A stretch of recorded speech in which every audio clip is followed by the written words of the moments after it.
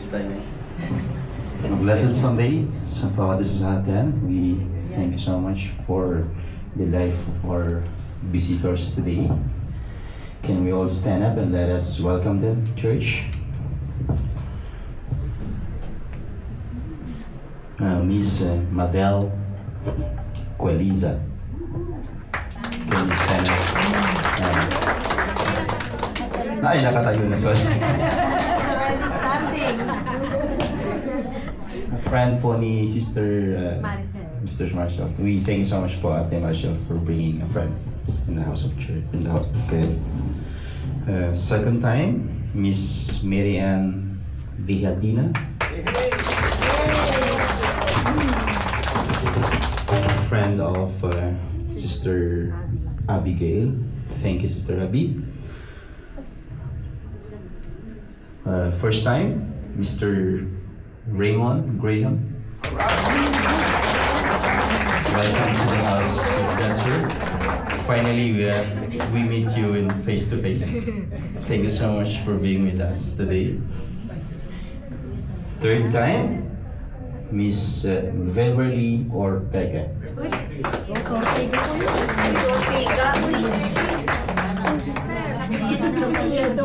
Friend of Sister Rachel. And lastly, we thank you so much for being with us today, Miss Marilyn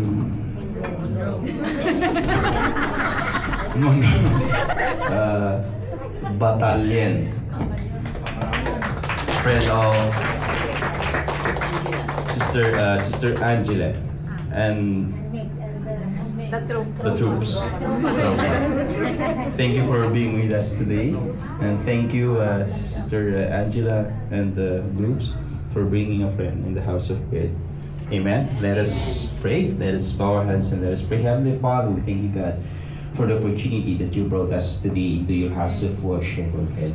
We thank you, God, for the protection, Lord God, and we thank you so much, Lord God, for leading us, Lord God, to be in your house, Lord God. We thank you so much, Lord God, for your word today, and I ask, Lord God, that everyone's heart today is ready to accept your word, ready to receive your word, Lord God, and I pray that it will be written into their hearts, Lord God. We thank you so much for your messenger today, Lord God. Help me to explain more your word, oh God. Thank you for the wisdom. Thank you for God. Thank you, God, for the authority, oh God. And thank you, God, for boldness and joy, oh God. Thank you so much, Father God. We give you praise, honor, and glory. This is our prayer, Father God. In Jesus' name we pray. Amen. Before you sit down, share that smile and say, hi. Especially sa mga bisita po natin today. Smile. Smile. Thank you so much. Thank you so much. You may be seated, church. Okay? Okay. So, I don't have any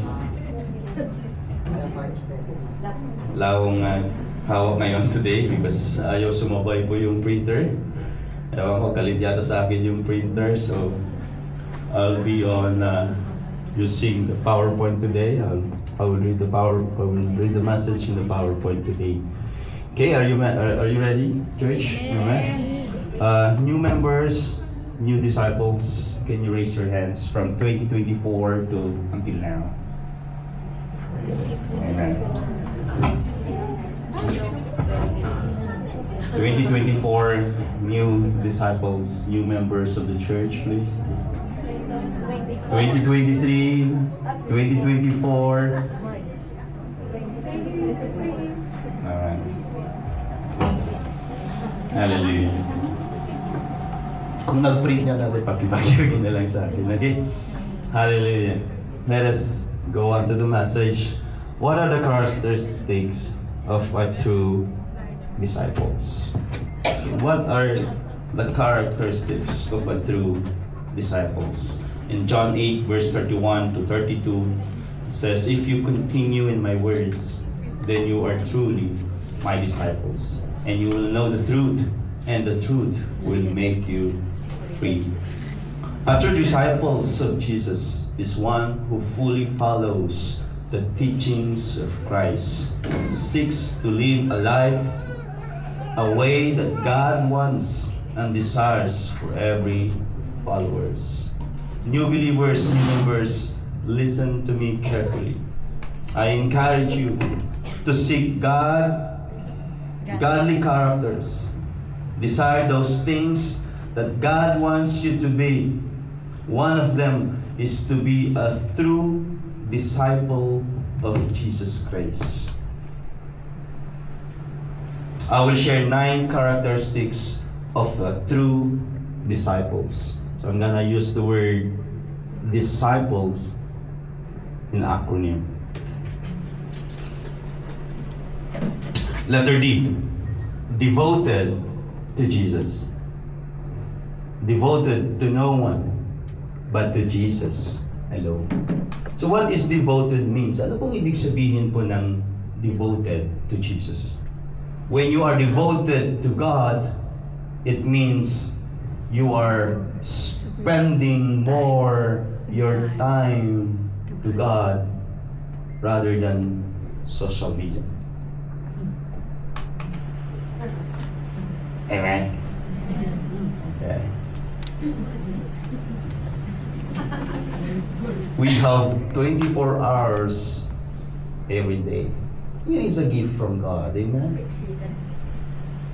Are we a good stewards, or are we managing well our time? Amen? How many hours do you sleep every night? 6. 6 hours. 5. I don't think so. You completed 8 hours every night. 6. 6, 5. 6, okay. 6 ka lang. Right? Am I correct? Who among you here 8 hours every night? No. Sa social media. Okay. Ako may gising pa ito na work.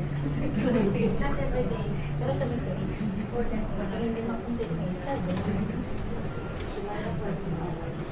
How many times we spend our time to our Lord Jesus Christ every day?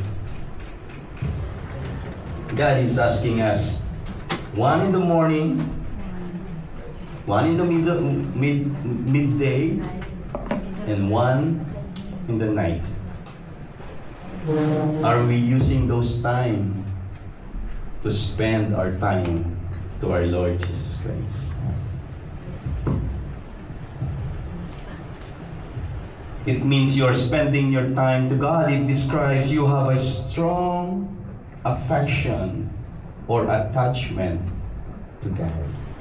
Amen? It requires your whole heart, yung buong puso mo, your soul or your whole being and your mind. Siya ba yung laman ng puso natin ngayon? Amen. Or may kahate si God? Siya ba yung laman ng isip natin today? Is Jesus Christ is in our mind right now? Or we are thinking what to do tomorrow in our work? Or are we thinking our bosses? Amen? Thinking about it. Okay. So today, I hope all those stuff, worldly things, employers, works, they're all set aside at least for 2 hours. Can you make it? Pwede ba natin gawin today? Yes. At least 2 hours. Lord, you are in my heart. You are in my mind for 2 hours. Lord, I will give to you these 2 hours for you alone. I'm not thinking my husband right now. I'm not thinking my employer right now. I'm thinking about you right now. Amen. Amen? Amen. You're not thinking of me. I'm not thinking of you. Of course not. Same here, same here. Spending time with Him, listening to His voice. through reading His words and spending your time with Him through prayer. Jesus' life is a perfect example of devotion to God. Alright? Every time Jesus Christ, after preaching, after healings, okay, doing good stuff, doing good deeds, he isolated himself. Okay? And he would go to a quiet place to speak to the Father. Amen. After preaching, healing the sick, doing good things, Jesus isolated himself from the crowd and making sure that he has a face-to-face devotion with the Father. Amen? Jesus lives a perfect example to follow. In Book of Acts, after the ascensions of Jesus, bago umakyat pa ang Panginoon sa after umakyat pa ang ating Panginoon sa Ama, the early Christians were devoted in many ways. Those who accepted the message of Peter about Jesus were baptized. About 3,000 new disciples were added. They devoted themselves to the apostles' teachings and to fellowships, and to the breaking of breads and to prayer. They are extremely loyal. They are faithful. They are dedicated their time.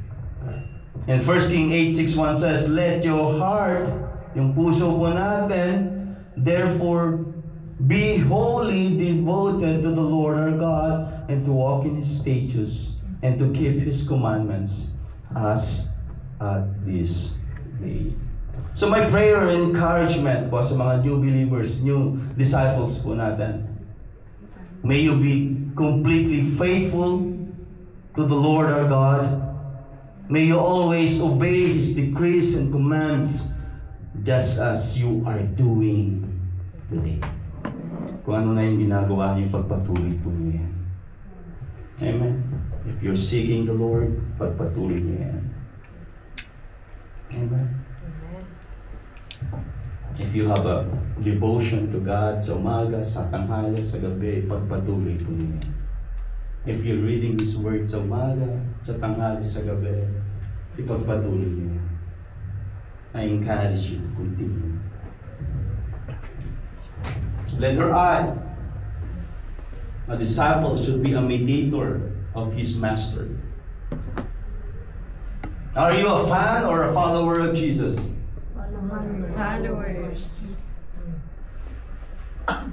Fans wants the happiness in life, goodness of life. Follower accept challenges, hardships for the sake of Christ. Mga new believers, sinasabi ko na nga sa inyo ngayon. If you want to be a true followers of Jesus Christ, you need to accept challenges and hardship. Amen. Susubukin kayo ni Lord. Dito pa lang sa church, masusubok na kayo. Remember, hindi pare-parehas ang ugali namin. Hindi kami pare-pareho. Masya plato.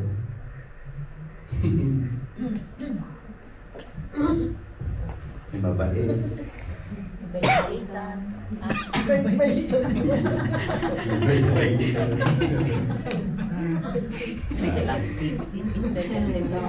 Remember, we are not the perfect church. We make mistakes. Sometimes nakakapagbitaw po kami ng mga foul words, mga nakaka-offend po sa inyo because you are in that the young faith po ninyo. Okay, so pag nakapagbitaw po kami, or maaaring mamaya, or di ba lang, huminga na kami ng forgiveness. Okay. Fans comes and go. Okay. Followers step. Fans is unwilling, followers are willing. Amen. Ang isang, ano Tagalog ang fan? Tagahanga. Tagahanga. Ang isang tagahanga po. Pag andun po yung idol niya, andun niya. Diba? Pag mayroong concert yung idol niya, o yung hinahangaan po niya, andun siya. Pag, what if walang concert? Wala, sir. Wala siya. Diba? Ang isang follower po ng Panginoong Jesus, dapat every Sunday andito ang Panginoon. He is in our midst. The Bible says, 2 or 3 gather in His name, Jesus in the midst of them. I do believe He is here. His divine presence is here. So the disciples must be healed. Amen? Amen. In John 6:68 to 68, at this point, many of the disciples turned away and deserted Him. Before that verse, ang ating Panginoon, He preached about the bread of life. Many of His disciples that time, they don't understand, they cannot accept that teaching. So what they do, they turn away. Iniwan po ang Panginoon, tinalikuran po ang Panginoon. Then Jesus turned to the 12 disciples at sinabi niya, ikaw ba, kayo ba'y alis din? Are you also going to live? Or are you going to Switzerland? Are you also going to live? In verse 68, Simon Peter replied, Lord, to whom would we go? You have the words that gives eternal life. We believe and we know you are the Holy One of God. Peter is the great example of a true follower. Amen. He stayed with Jesus. This is before He denied. before he denied Jesus Christ. In 1 Corinthians 11:1, you are to imitate. This is Paul preaching to, or a letter of Paul to the Corinthians believers. To imitate Christ is the core of Christianity. Sentro ng ating Christianity. Paul's ultimate models is Jesus Christ. And Jesus' life and teachings are the foundation of Christianity. So Paul emphasizes the importance of aligning oneself with the principles and character of Jesus Christ. So these imitations involves humility, magpakumbaba, love, pag-ibig, and obedience, pagsunod sa kalooban po ng Panginoon, ng Ama. As Jesus humbled Himself before the Father, He loved the Father, and He obeyed the will of the Father. Did He, church? Amen. We know we are imperfect. Alam po natin lahat po yan. We know that. I'm not a perfect, okay? I'm not a perfect person. I make mistakes, nagkakamali po ako. But Jesus lives a perfect example to imitate. Bago umakyat po ang ating Panginoong Hesus sa langit, nag-iwan po siya ng magagandang halimbawa na yun po yung susundan po natin. Amen? As believers, we are called to model our life after Christ. Hindi sa pastor, hindi sa akin. Okay? Minsan may umiinit ulo ko, so do not follow me. This involves studying His life, understanding His teaching, and applying them in our daily actions. So God will change our imperfection to perfection. Amen? if you will imitate Christ Jesus. Amen? If you will follow Jesus Christ. When Jesus came to earth, He is the reflection of God to humanity. When Jesus ascended to heaven, umakyat po siya sa langit, we are His reflection to the world.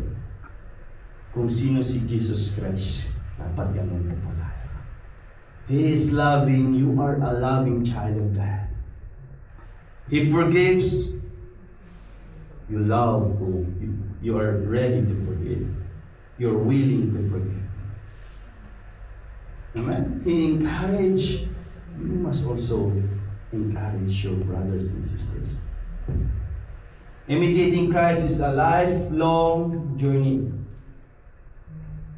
My encouragement and challenge to each of you, you should continually seek to grow in your understanding and application of His teaching.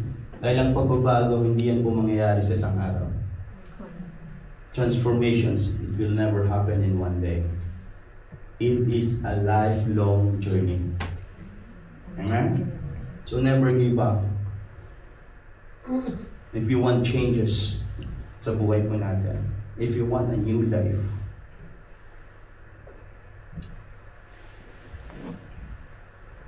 follow the example of Jesus Christ. Self-denial. Letter S. Luke chapter 9 verse 23. Then He said to them, whoever wants to be my disciples must deny himself and take up their cross daily and follow me. So Jesus, that one of the things, isa sa mga bagay po para maging ikaw ay isang tunay na disciples po niya is you need to deny yourself. Sabi mo sa katabi mo, deny yourself. Deny yourself.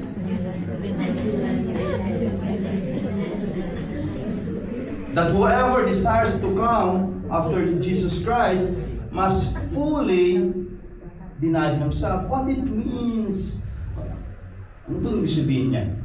So self-denial is one of the most important things one must do for to become a true disciples or followers of Jesus Christ. So what it means to deny himself to be a true disciple? So Jesus, which means putting aside your personal desires.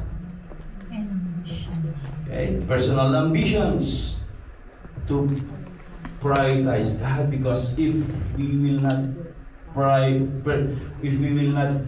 put aside our personal desires, pride, personal ambitions, we cannot prioritize God. We cannot put God in the top. We cannot readiness to give up everything. Ignore your earthly passion. Willingness to accept suffering for the sake of God. So my simple definition of self-denial is removing me and I in my life or in the throne of my life and replace it with Christ. Correct. Amen? And Galatians 2:20, Apostle Paul says, my old self, yung lumang katawan ko, yung lumang buhay ko, has been crucified with Christ. It is no longer I who live in this earthly body. It's no longer I who control this life.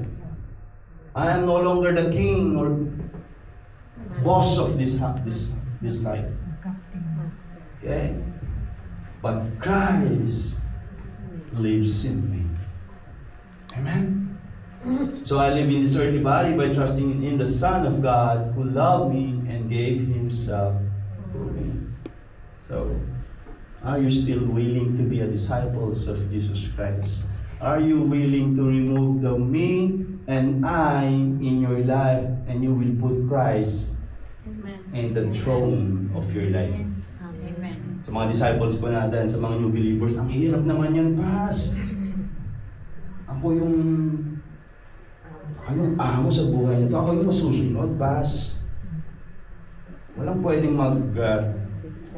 magdikta sa buhay ko. Okay. Are you still willing? Amen? Itutuloy natin yung message. Amen? We encourage you. Make Him the Lord of your life. Amen. Make Him the master of your life. Amen? So ask these questions. Dalawang tanong sa sarili mo. Ask these two questions to yourself. Who is my priority? What is my priority? Right? I will leave the two questions. Right? I encourage you na sagutin po ninyo. Okay? Hirap naman tanong niyan. So who is my priority and what is my priority? Letter C na tayo, malapit na. Nasa gitna na tayo. We are in the middle. Carry his own cross. In Luke chapter 9 verse 23, same verse, then he said to them all, whoever wants to be my disciples must deny themselves and take up their cross daily and follow me. Number one, the Word of God did not say someone will carry your cross and you will follow. Hindi niya yun sinabi. Wala kayong mababasa po doon. That someone will carry your own cross. Pas ikaw muna mag-carry yung cross ko. If lahat kayo bubuhatin ko yung cross ko inyo, kawawa naman ako. Yeah. You cannot. Kayo masayang-masaya kayo dyan, nakarelax lang kayo, ako yung nahihirapan para sa inyo. Number 2, the Bible did not say carry your cross every Sunday and follow me. Hindi niya yun sinabi. Amen? Wala sinang sinabi once a week or once a month or once a year. The Bible says, take up your cross daily. From Monday to Sunday. Amen? So are you willing to carry that cross? Pasa na yung cross na yan. The words of God says, take up or pick up your cross on your own cross. So believers should carry their own cross. The Word of God says, take up your cross daily from Monday to Sunday, every day. What it means to carry your own cross? Ano ba yung sinasabi mo yan? Ano ba yung sinasabi mo, Pastor, about cross na yan? So taking up one's cross daily suggests a continual, patuloy, ongoing commitment to endure hardships and persecutions for the sake of Christ. Daily commitment. The phrase take up his cross daily emphasizes that following Jesus is a continual, a daily decisions, not a one-time event. Hindi mo lang bubuhatin po yung cross in one-time event. Lord, nabuhat ko na siya, okay na tayo. No. You need to make a decisions every day of your life. Lord, I will carry my cross daily.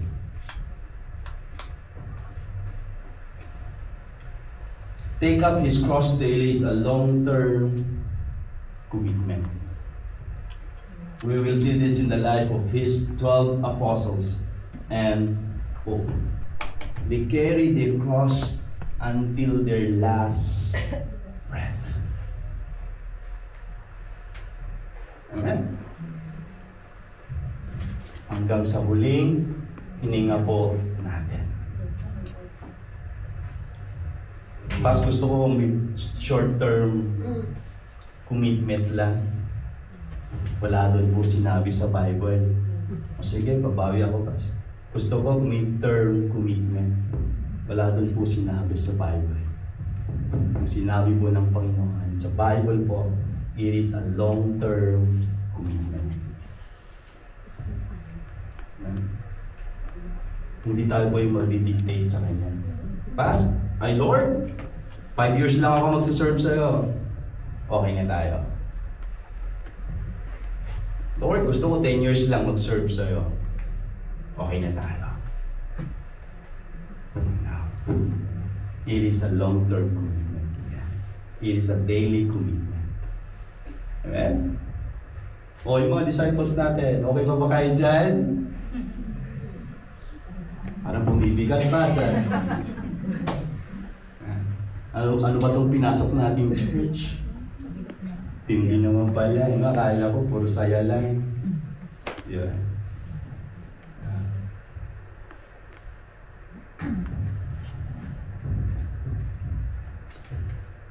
Investing in the kingdom of God. Letter I.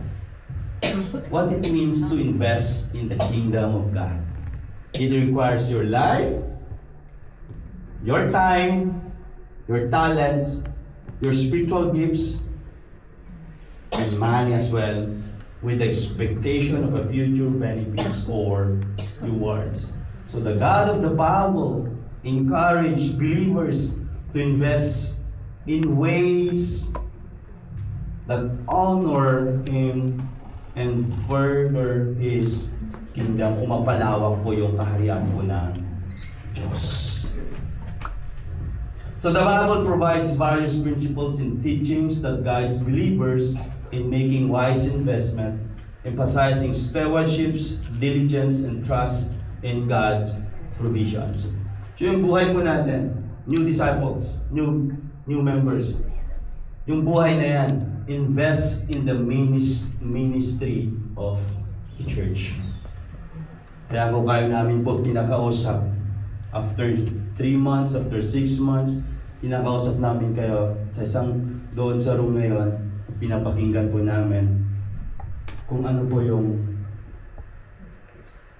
ministry para sa inyo. Okay? Marami po tayong ministry po sa loob ng church. Okay? Kids ministry, youth ministry, worship ministry, men's ministry, women's ministries. Marami po tayong ministry po sa loob ng church. Okay? At one day, okay, if you will continue following Jesus Christ, you will be part of this ministry. Ayaw po namin pong wala kayong ginagawa. Gusto namin po, mayroon po kayong ginagawa sa loob po ng church. Amen? Our money. Okay, ayan, Bas. Huwag mo nang isali yan. Huwag na mong pera, Bas. Yeah. It requires also your money. Our money invest in the mission of the church. Okay? Napakapalad po tayo. We are blessed that we can send a help sa mga home churches po natin sa Pilipinas. Last year, I believe, naibigay na natin lahat. Hindi naman po kalaki yan. In a small amount. Nakapagpadala po tayo po ng mission po sa church. You are part of it. Amen? Are you proud? Proud po kayo, amen? Amen. Amen? Nakakabili po sila ng upuan. Natatakpan na po yung mga bintanang nakabukas. Amen? Nakakapagpadala po tayo, nakakabili po sila ng Biblia. Because you are part of that mission. Because you invest. Amen? Our talents, invest in the music ministry of the church. Okay. Marami kong narinig sa inyo. Napapakinggan ko yung mga boses po ninyo. Amen? Nakikita ko kayo dyan, tumutugtog, yung mga bago. Amen? You have that gift. Invest that talents sa church, sa Kanya. Amen? Our spiritual gifts. Okay. Invest in molding the church. Equip the church. Amen? Teach the church. Amen?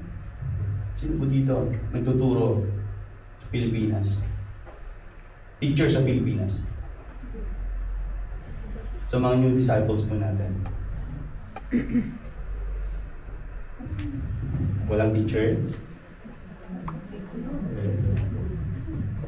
Walang teacher?